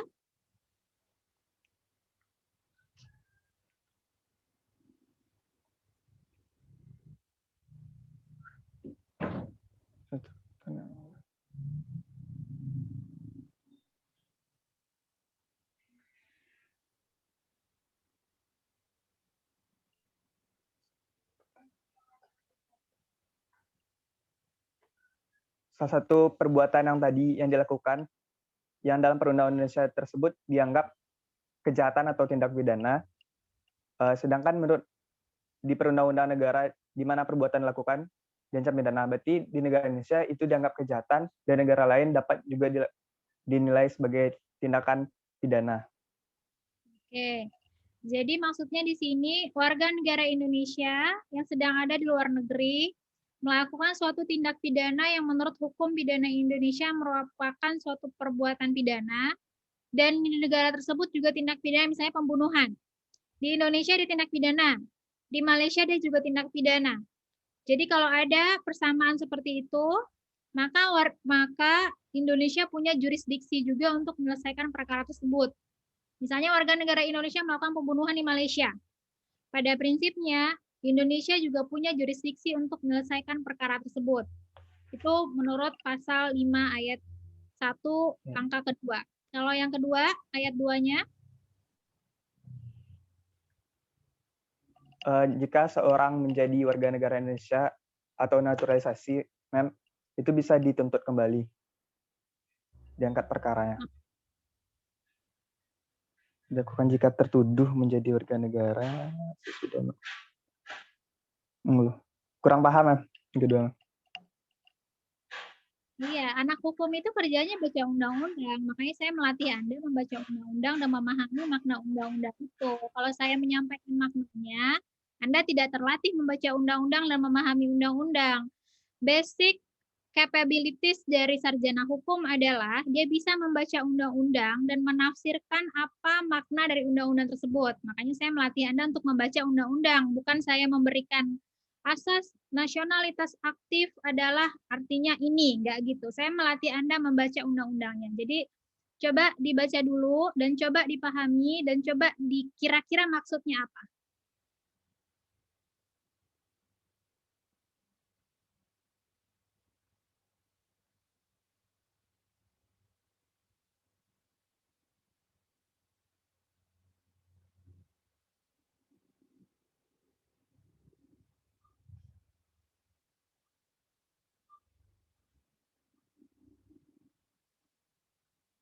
Coba frasa pertama deh, penuntutan perkara sebagaimana dimaksud dalam butir 2. Berarti ini mengacu kepada yang mana nih, Habib? Yang di atasnya, Mas. Yang di atas ini kan, kalau misalnya negara Indonesia melakukan tindak pidana yang mana di Indonesia adalah tindak pidana, dan di negara tersebut juga adalah tindak pidana, maka Indonesia punya jurisdiksi untuk menyelesaikan perkara tersebut. Nah, itu frasa pertama ngomongin itu. Itu juga berlaku kalau apa katanya?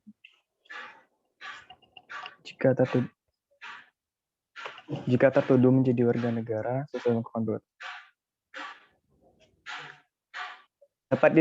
perkaranya dapat dituntut jika seorang itu diperkirakan adalah warga negara Indonesia, Mas.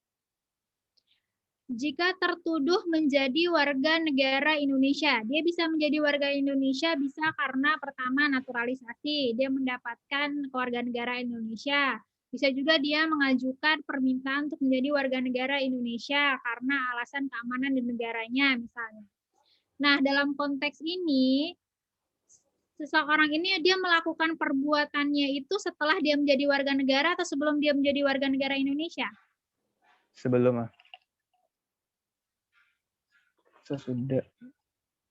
Duluan dia membunuh atau duluan dia menjadi warga negara Indonesia? Duluan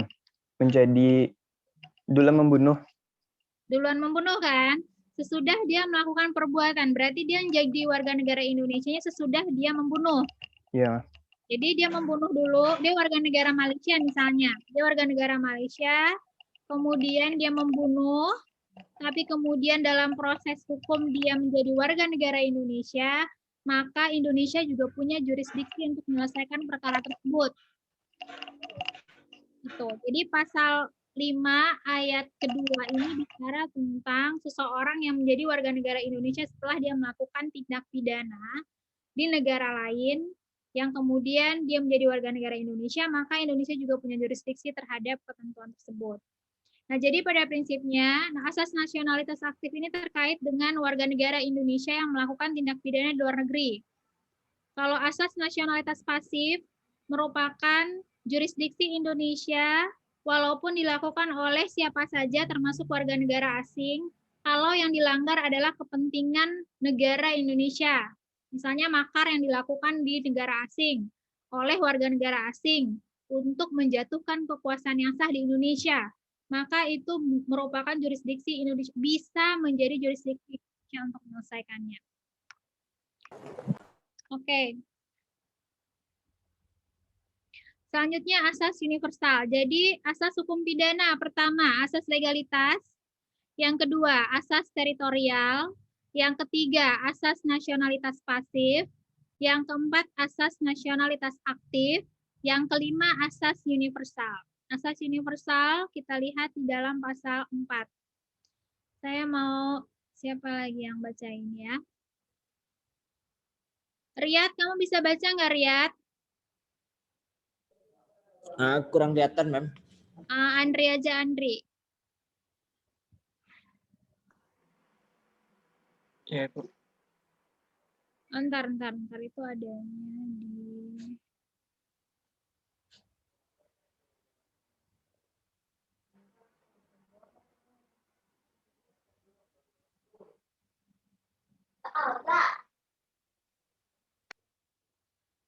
ya, ini dia adanya di pasal-pasal akhir terkait dengan asas nasionalitas universal.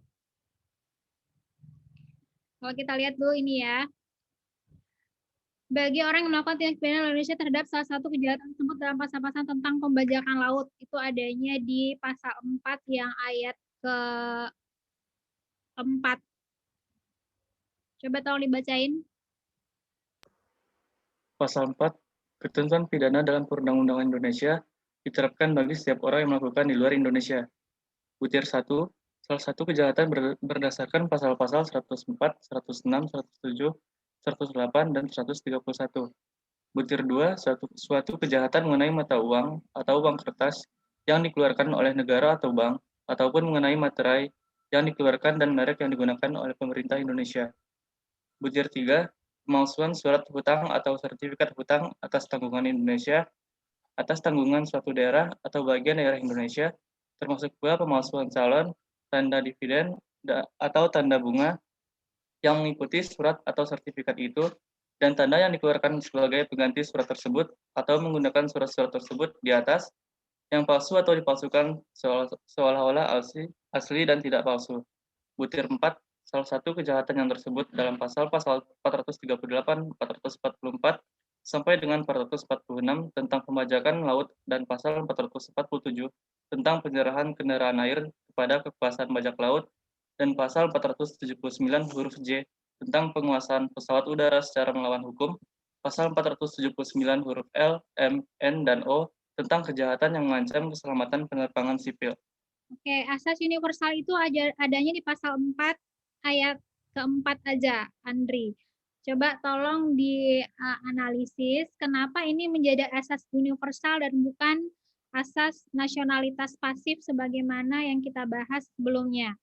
Jadi kalau asas nasionalitas pasif itu kita sudah tahu yang dilanggar adalah kepentingan Indonesia. Misalnya makar tentang penjatuhan kekuasaan yang sah di Indonesia, atau pemalsuan mata uang Indonesia atau materai Indonesia, atau pemalsuan surat hutang yang dikeluarkan oleh negara Republik Indonesia. Sedangkan pasal 4 ayat 4 ini adalah asas universal. Kenapa kira-kira seperti itu? Kenapa dia nggak masuk ke dalam asas nasionalitas pasif di sini?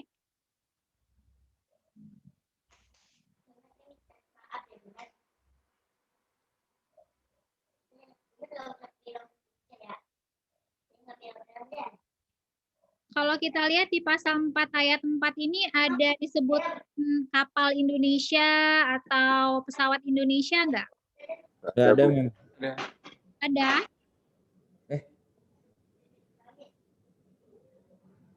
Di sini disebutkan pembajakan. Ya, pembajakan. Pembajakan terhadap apa? Penyerahan kekuasaan. Penjarahan. Terhadap kapal-kapal Indonesia. Nggak ada kapal-kapal Indonesia tulisannya di situ. Nggak ada. Nggak ada, Bu. Nggak ada, Bu. Kalau kapal Indonesia itu adanya asas teritorial, itu peluasan dari asas teritorial. Kalau pasal 4 ayat 4 ini, dia tidak menyebutkan mau kapal bendera manapun, mau kapal udara atau pesawat bendera manapun. Kalau terjadi pembajakan terhadap kapal ataupun terhadap pesawat, itu bisa menjadi jurisdiksi Indonesia. Pada prinsipnya, secara internasional, menurut hukum pidana internasional, pembajakan itu adalah kewajiban setiap negara untuk menyelesaikannya. Regardless, tidak ada kepentingan Indonesia di situ, tapi secara internasional Indonesia punya kewajiban untuk menyelesaikan perkara tersebut. Karena misalnya gini, pembajakan itu kan bisa terjadi di laut lepas, di zona bebas yang tidak ada teritori negara tertentu. Bajak lautnya juga bisa dari negara manapun. Sulit untuk kemudian melakukan pendeteksian negara mana yang punya jurisdiksi. Sehingga untuk memastikan bahwa bajak laut dan juga pembajakan pesawat itu bisa diselesaikan, maka hukum internasional mewajibkan kepada semua negara secara universal. Makanya disebutnya asas universal. Semua negara punya kewajiban untuk menyelesaikan perkara yang terkait dengan pembajakan, baik pembajakan di kapal laut maupun di pesawat. Jadi, asas universal itu berlaku bagi negara internasional yang kemudian dipositivisasi, dilegalisasi dalam pasal 4 ayat 4 KUHP Indonesia bahwa Indonesia punya kewajiban untuk menyelesaikan tindak pidana pembajakan pesawat ataupun kapal, meskipun itu bukan pesawat atau kapal Indonesia. Itu yang disebut dengan asas universal. Oke, jadi kalau kita review lagi, pada prinsipnya hukum pidana itu punya asas-asas penting dalam penerapannya yang dituangkan dalam buku 1 KUHP. Yang paling penting itu adalah asas legalitas. Asas legalitas itu cirinya pertama, tidak ada pidana tanpa ada undang-undang yang mengaturnya. Dasar hukumnya adalah pasal 1 ayat 1 KUHP. Yang mana asas legalitas itu punya ciri-ciri dia tidak boleh analogi dan kemudian dia tidak boleh berlaku surut. Yang kedua adalah asas teritorial. Asas teritorial menyatakan bahwa Indonesia punya jurisdiksi untuk menyelesaikan semua tindak pidana yang dilakukan di wilayah Indonesia, regardless siapapun pelakunya, apapun warga negaranya. Teritorial Indonesia diperluas kepada kapal-kapal berbendera Indonesia, termasuk juga pesawat-pesawat berbendera Indonesia. Yang ketiga adalah asas nasionalitas pasif, menyatakan bahwa Indonesia punya jurisdiksi untuk menyelesaikan perkara yang terkait dengan kepentingan Indonesia. Kalau misalnya makar dilakukan di negara lain oleh warga negara lain, tapi terkait dengan kepentingan Indonesia, maka Indonesia punya jurisdiksi. Kalau misalnya mata uang Indonesia dipalsukan di negara lain oleh warga negara lain, maka Indonesia punya jurisdiksi. Kalau misalnya surat hutang Indonesia dipalsukan di negara lain oleh warga negara lain ataupun oleh warga negara Indonesia, maka jurisdiksi Indonesia bisa berlaku di situ. Selanjutnya adalah asas nasionalitas aktif. Asas nasionalitas aktif menyatakan bahwa Indonesia punya jurisdiksi terhadap warga negara Indonesia yang melakukan tindak pidana di negara asing. Kalau misalnya di Indonesia dia adalah tindak pidana, di negara tempat tindak pidana itu dilakukan dia juga adalah tindak pidana. Jadi berdasarkan nasionalitasnya, Indonesia secara aktif untuk warga negara Indonesianya punya kepentingan untuk menyelesaikannya di Indonesia. Yang kelima adalah asas universal. Asas universal memberikan deklarasi kepada dunia internasional bahwa Indonesia adhere dengan ketentuan internasional, bahwa untuk pembajakan, regardless kapal manapun, pesawat dengan bendera manapun, Indonesia punya jurisdiksi untuk menyelesaikannya. Oke, itu asas-asas dalam hukum pidana yang dirumuskan secara tertulis dalam KUHP. Untuk asas-asas yang tidak dirumuskan secara tidak tertulis akan kita bahas dalam pembahasan-pembahasan berikutnya, karena dia melekatnya pada misalnya pertanggungjawaban pidana, melekatnya pada tindak pidana. Itu akan kita sampaikan di dalam materi-materi yang lebih khusus. Sampai di sini ada yang mau ditanyakan terkait dengan asas-asas hukum pidana yang dinyatakan dalam KUHP?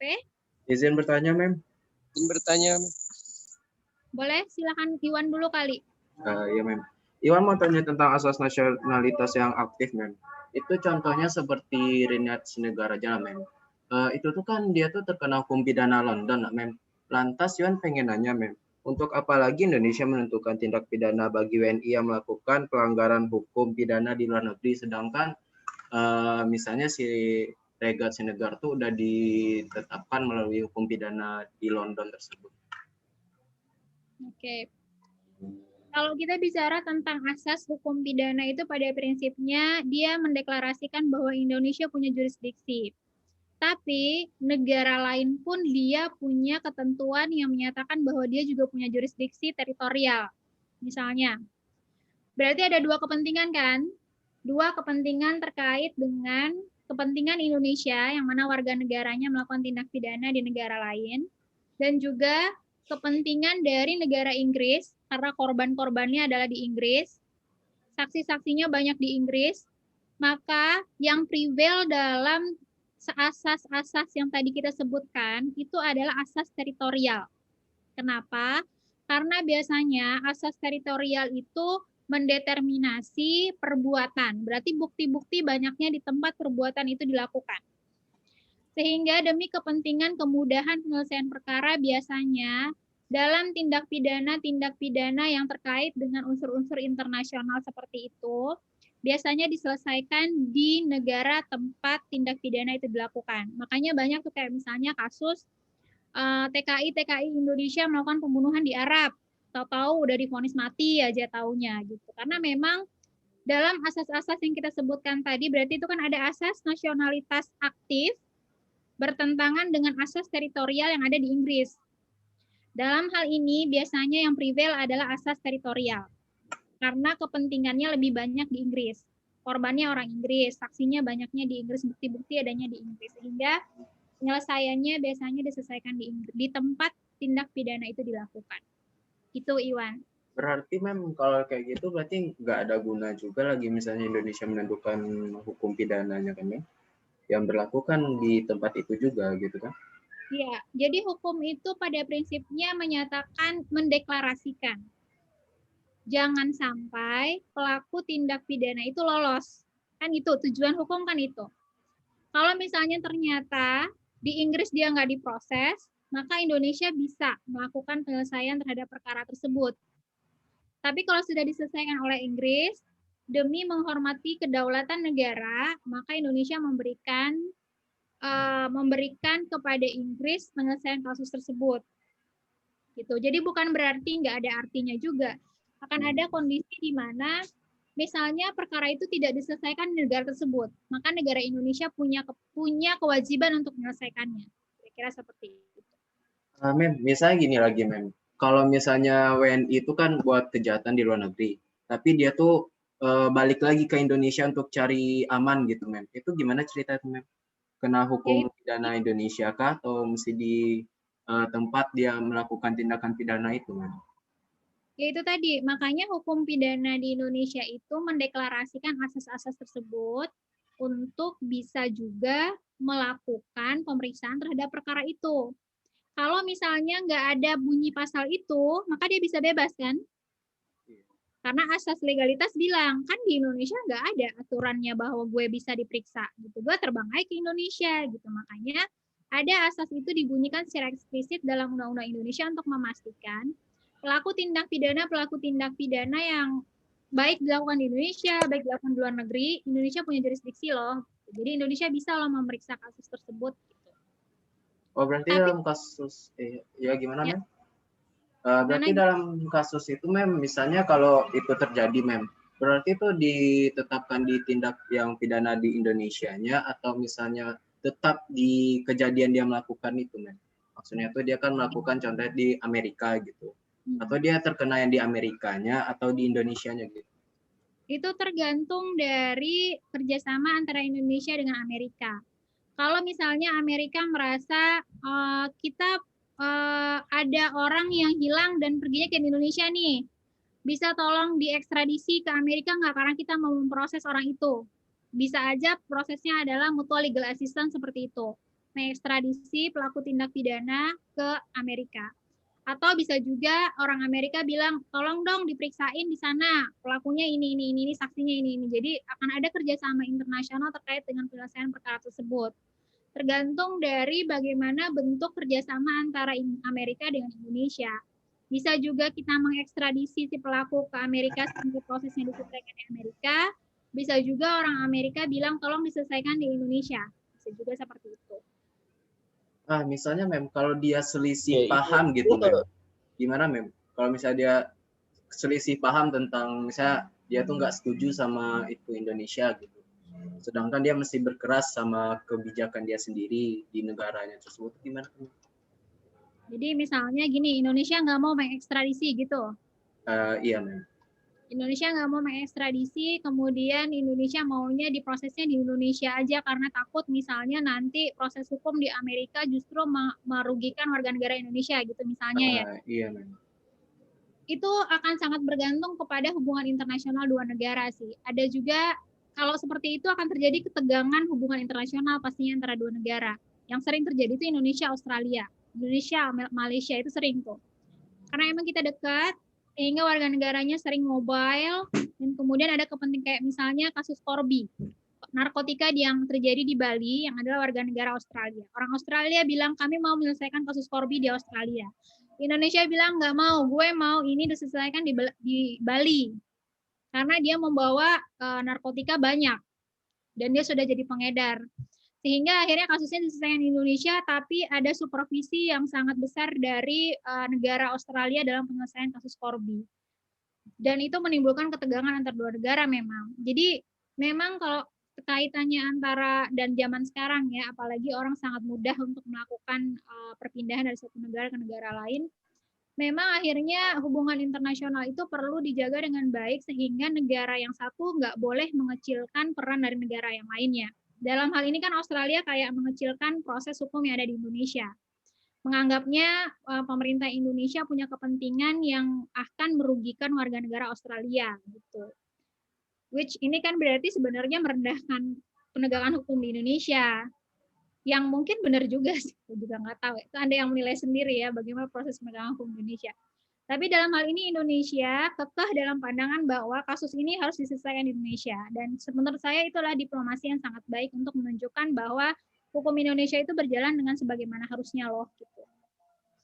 Itu kira-kira, Iwan? Berarti dengan cara didiplomasi saja. Misalnya kalau nggak ketemu titik temu, maksudnya tuh nggak ada yang mau ngalah gitu, Mem. Tuh mesti bisa dibawa ke misalnya yang ke internasionalnya lagi tuh, Mem. Atau gimana? Atau dibiarkan saja. Mungkin kalau dibiarkan saja tidak ya menurut saya. Penyelesaian dalam maksudnya apakah kemudian bisa diselesaikan di International Criminal Court gitu? Iya. Sebenarnya dia bukan jurisdiksi internasional, bukan jurisdiksi ICC untuk menyelesaikan itu karena ICC itu memang hanya fokus pada tindak pidana yang berat. Jadi bukan ranahnya ICC untuk menyelesaikan tindak pidana narkotika. Itu lebih kepada ini aja sih, hubungan internasional aja antar dua negara. Jadi apakah bisa diselesaikan di ICC? Itu bukan ranahnya ICC, silakan selesaikan di dua negara gitu. Mem, izin bertanya, Mem. Izin bertanya, Mem. Siapa duluan? Baik, Mem. Terima kasih. Saya, Mem. Thank you juga. Riyad boleh, Riyad. Menyambung pertanyaan dari Iwan tadi, Mem. Misalkan kedua negara ini belum selesai dalam masa untuk tidak selesai juga dalam berdamai dengan secara diplomatik, Mem. Itu apakah ICC perlu turun tangan, Mem? Atau dari lembaga PBB lain yang perlu turun tangan, Mem? Enggak, kecuali memang sudah menimbulkan sesuatu yang sangat mengganggu ya. Tapi kayaknya di zaman sekarang diplomasi itu sudah cukup baik sehingga nggak ada negara yang merasa lebih superpower dari negara yang lainnya. Kayak Indonesia dengan Australia aja, Indonesia bisa mempertahankan bahwa kasus ini harus diselesaikan di Indonesia. Jadi sebenarnya penyelesaiannya harus dengan diplomasi, harus dengan hukum internasional, bukan dengan hukum pidana internasional. Baik, Mem. Terima kasih, Mem. Izin bertanya, Mem. Siapa itu nggak muncul loh gambarnya? Maaf, Mem. Izin off cam, Mem. Soalnya lagi di apa nih, Mem? Di kebun, Mem. Jaringan nggak ada di kampung tadi, Mem. Bangun, Mem. Muhammad bangun. Saji, Mem. Haji. Ya, Haji, silakan Haji. Mohon maaf, Mem. Jadi ingin bertanya tentang asas legalitas, Mem. Tadi kan di asas legalitas kan dikatakan bahwa seseorang tidak akan dikenakan pidana apabila tidak melakukan tindak pidana gitu, Mem. Nah, namun seperti yang Saji lihat gitu, Mem, dengan apa namanya? Dengan baik lah istilahnya, ada beberapa tindakan yang menurut Saji asas tersebut lemah gitu, Mem. Tindakan tersebut melemahkan asas tersebut gitu. Contohnya gini, Mem. Nah, ini kan antara Satpam dan polisi, Mem. Satpam kan tugasnya agak sama dengan polisi gitu, Mem. Satpam tugasnya itu menjaga keamanan ketertiban di mungkin wilayahnya lebih sempit lah dari polisi gitu. Nah, tapi ketika Satpam melaksanakan tugasnya sebagai mestinya, Mem. Contohnya kemarin ada kasus di Padang kalau nggak salah itu sekitar Januari kemarin, Mem. Contohnya di Teluk Bayur atau salah satu bank kalau nggak salah, Mem. Jadi ada pencuri gitu. Nah, kan pastilah Satpam ini melakukan tugasnya gitu, Mem, untuk menjaga ketertiban dan keamanan. Dan akhirnya terjadi perkelahian menyebabkan si pelaku ini, pencuri ini meninggal dunia gitu, Mem. Nah, tapi anehnya juga gitu, Mem. Kan dia melaksanakan tugasnya kalau dipikir-pikir, Mem. Tapi dia terjerat dengan pidana gitu, akhirnya dipenjara. Nah, berbeda dengan polisi gitu, Mem. Ini yang menurut saya seimbang gitu, Mem. Nah, ketika polisi tersebut juga melakukan hal yang sama. Contohnya ketika terjadi demonstrasi yang sangat besar gitu, Mem. Nah, polisi tersebut melakukan keamanan dengan cara kekerasan juga, Mem. Sampai ada yang meninggal dunia. Contohnya mahasiswa kemarin saat demonstrasi Omnibus Law kemarin juga banyak yang meninggal dunia, Mem. Tapi kenapa polisi tersebut tidak diadili atau tidak dijerat pidana seperti halnya Satpam ini, Mem, gitu. Jadi apakah hal tersebut membuat asas legalitas ini lemah gitu, Mem. Nah, dan apa sih harusnya tindakan hukum pidana terkait kasus tersebut, terkait perbedaan tindakan dari hukum tersebut terhadap perilaku antara Satpam dan polisi, Mem. Dan apabila yang salah itu memang Satpam, Mem, apabila ada orang yang mencuri gitu, terus apa tindakan dia, apa yang harus dia lakukan agar dia tidak dijerat pidana gitu, Mem, tanpa melakukan perlawanan gitu. Terima kasih, Mem. Baik, Saji, terima kasih atas pertanyaannya. Ini memang kasus yang cukup kontroversial sebenarnya terkait dengan hakim yang mempidana Satpam yang melakukan pengamanan sehingga akhirnya si pencurinya mati. Pasal yang dikenakan oleh jaksa adalah penganiayaan yang mengakibatkan kematian karena dianggap Satpamnya melakukan tindak pidana yang eksesif sebagai bentuk pembelaan diri yang berlebihan. Ini sebenarnya terkaitnya lebih kepada pertanggungjawaban pidana daripada kepada asas legalitas. Kenapa? Karena dalam menyatakan seseorang itu dapat dipertanggungjawabkan dalam hukum pidana, itu sangat melekat kepada fakta-fakta hukum yang ada dari kasus tersebut dan kesalahan dari pelaku. Dalam hal ini saya belum baca putusannya secara komprehensif dan saya belum melihat fakta-fakta hukumnya secara komprehensif. Ada mahasiswa bimbingan saya sedang nulis tentang itu, tapi belum selesai, masih proposal, jadi saya belum bisa membaca putusannya. Tapi intinya kalau saya tangkap di sini adalah terkait dengan kenapa dalam hal ini si Satpam itu tidak mendapatkan alasan pemaaf dari perbuatannya tersebut. Karena dalam hal ini dia sebenarnya melakukan pembelaan diri katanya ya. Jadi sebenarnya kaitannya bukan kepada asas legalitas. Pun kalau kita mengaitkannya kepada asas legalitas, dalam hal polisi melakukan upaya paksa itu dimungkinkan. Dia punya peraturan yang memungkinkan untuk dia melakukan upaya-upaya paksa seperti pemukulan kalau diperlukan. Berbeda dengan Satpam. Satpam tidak punya kewenangan untuk melakukan upaya paksa menurut peraturan hukum di Indonesia. Sehingga dalam hal ini memang Satpam dia sangat terbatas dalam melakukan perbuatan-perbuatan upaya paksa tersebut. Sedangkan polisi menurut undang-undang dia memang punya kewajiban untuk melakukan pengamanan dan dilindungi oleh hukum kalau memang diperlukan. Berbeda dengan Satpam. Itulah kenapa kemudian polisi itu lebih banyak diprosesnya dalam sidang etik, tapi bukan dalam sidang hukum pidana ketika ada pelanggaran-pelanggaran terhadap perilaku polisi. Jadi tidak dibawanya ke ranah hukum pidana, tapi dibawanya ke pelanggaran etik polisi, jadi internal polisi. Untuk mendeterminasi apakah perbuatannya itu melanggar SOP dari prosedur yang ditentukan kepolisian atau tidak. Jadi gitu, Syahji. Itu menjawab nggak, Syahji? Baik, Mem. Nah, gini, Mem. Menurut Mem, penting nggak kiranya Satpam ini juga mendapat wewenang yang sama dengan polisi melakukan pemukulan apabila sekiranya si pelaku ini, penjahat ini melakukan tindakan yang mungkin dapat membahayakan nyawa Satpam itu sendiri gitu, Mem? Dalam konteks kasus ini sebenarnya lebih dibawanya kepada pertanggungjawaban pidananya. Kalau kita belum masuk ke dalam topik itu, tapi untuk melihat apakah seseorang itu bisa dipertanggungjawabkan dalam hukum pidana, ada beberapa faktor. Pertama adalah actus reus, ada perbuatan yang dilakukan. Yang kedua adalah adanya mens rea atau kesalahan. Yang ketiga adalah apakah ada alasan pembenar atau pemaaf dari perbuatan tersebut. Alasan pembenar dan pemaaf itu salah satunya adalah keadaan di mana dia melakukan pembelaan diri karena nyawanya terancam. Kalau saya menangkapnya di sini, si Satpam itu melakukan pemukulan karena si pencuri itu bawa pisau ya. Dan kemudian terjadi perkelahian dan dia melakukan pembelaan diri sebenarnya.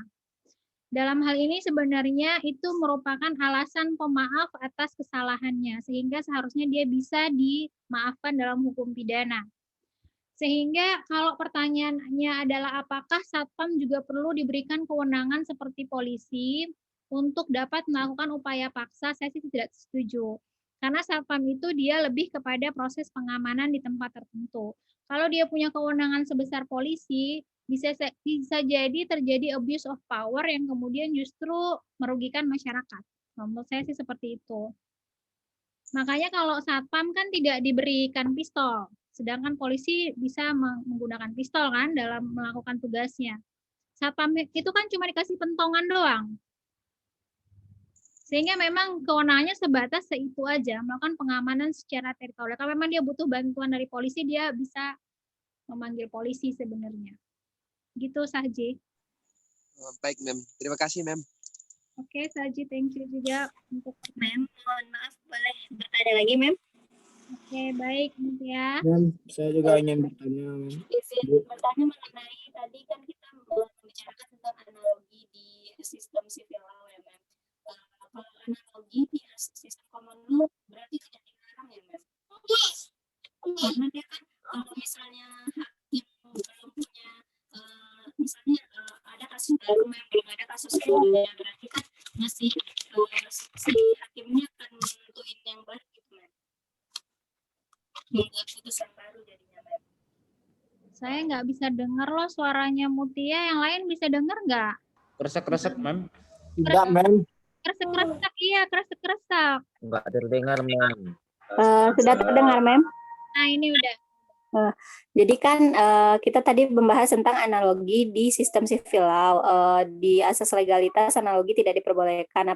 Kalau di sistem common law, apakah analogi ini diperbolehkan gitu, Mem, disetujui dan tidak dilarang seperti yang ada di asas legalitas, terutama di sistem civil law ini, Mem.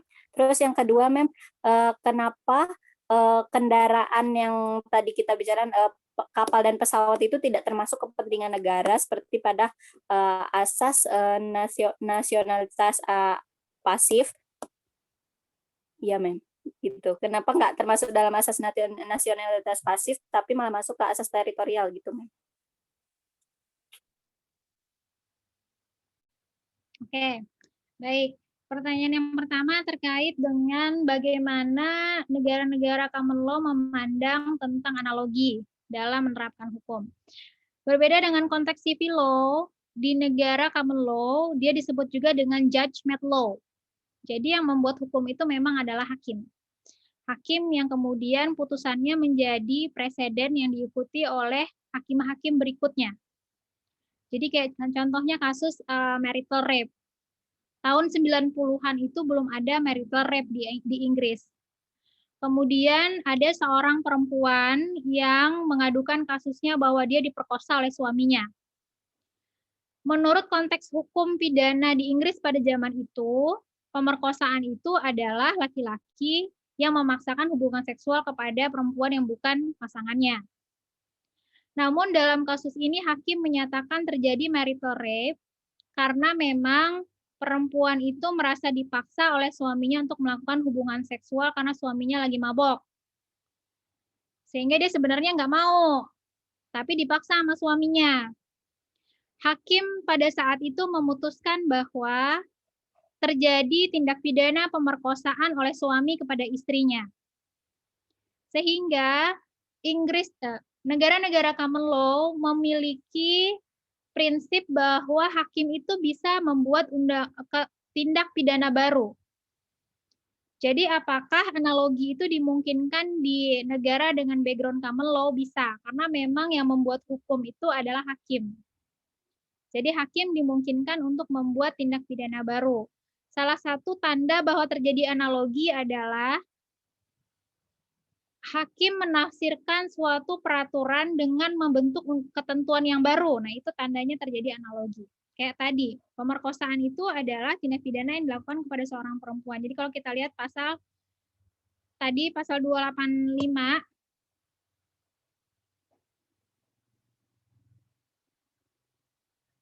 Barang siapa dengan kekerasan atau ancaman kekerasan memaksa seorang wanita bersetubuh dengan dia di luar perkawinan. Nah, jadi jelas sebenarnya dalam hal ini pemerkosaan itu adalah di luar perkawinan. Tapi dalam putusan si hakim di Inggris ini dia menyatakan memungkinkan juga terjadi marital rape sehingga dia membentuk tindak pidana baru dan diterima di Inggris. Untuk pertanyaan kedua, kenapa terkait dengan kapal-kapal Indonesia, kapal-kapal berbendera Indonesia ataupun pesawat-pesawat berbendera Indonesia? Kenapa tidak masuk dalam pengertian asas teritorial pasif? Siapa yang manggil? Nggak ada ya. Kenapa tidak masuk dalam asas teritorial pasif, tapi masuk dalam asas teritorial pasif, dalam asas nasionalitas pasif?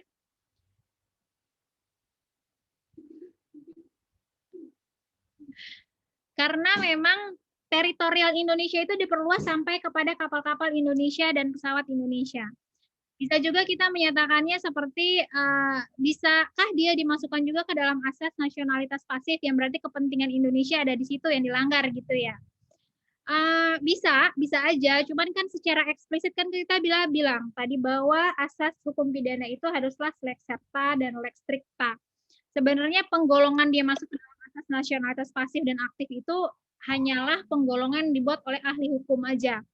Karena memang termasuk juga kedutaan besar Indonesia itu masuknya teritorial Indonesia. Kapal-kapal berbendera Indonesia itu masuknya teritorial Indonesia. Jadi kalau secara hukum internasional, negara itu menyatakan bahwa negara itu wilayahnya adalah wilayah sebagaimana secara geografis adalah yang ada di wilayah Indonesia, termasuk juga kapal-kapal berbendera Indonesia, pesawat-pesawat berbendera Indonesia, kedutaan-kedutaan yang berbendera Indonesia, kedutaan Indonesia yang ada di luar negeri. Negara lain juga seperti itu. Teritorialnya adalah teritorialnya dia, termasuk juga kapal-kapal berbendera negara dia, termasuk juga pesawat berbendera, termasuk juga kedutaan besarnya.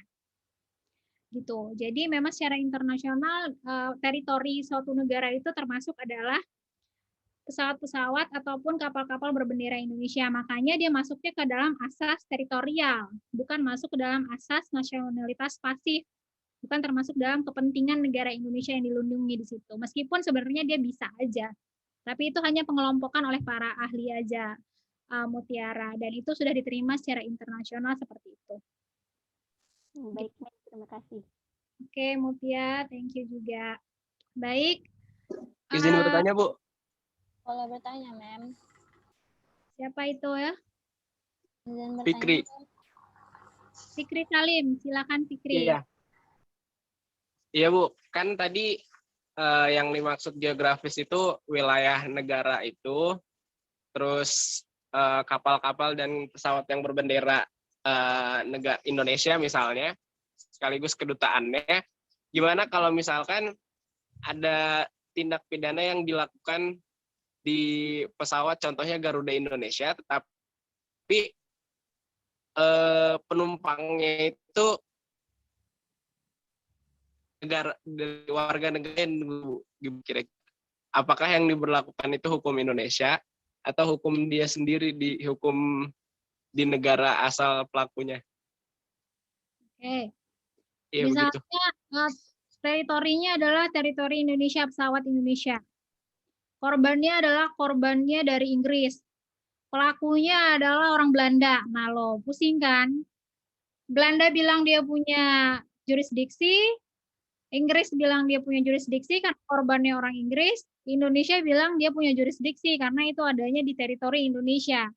Kemudian jurisdiksi mana yang akan diterapkan dalam hal ini? Mau jurisdiksi Indonesia menurut asas teritorial bisa.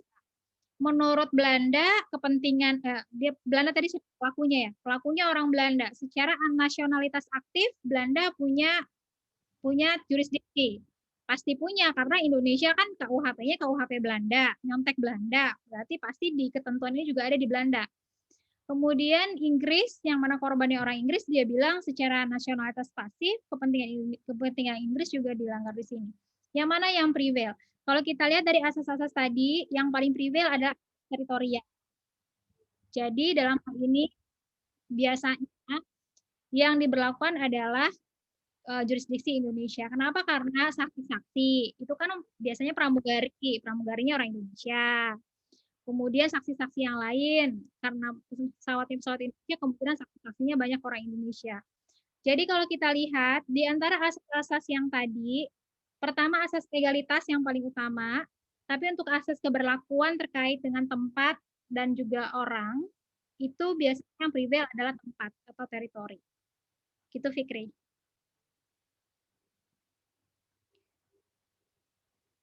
Izin bertanya, Mem. Izin bertanya, Ibu. Oke. Baik, Nadila.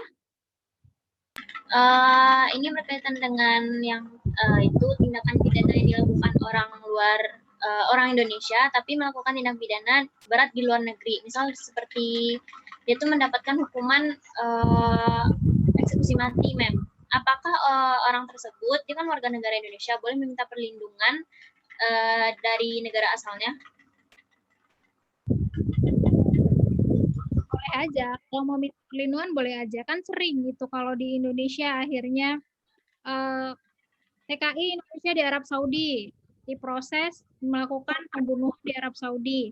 Arab Saudi itu kan menganut hukum Islam. Hukum Islam itu kan biasanya dimungkinkan untuk qisas yang pertama, yang kedua bayar diat.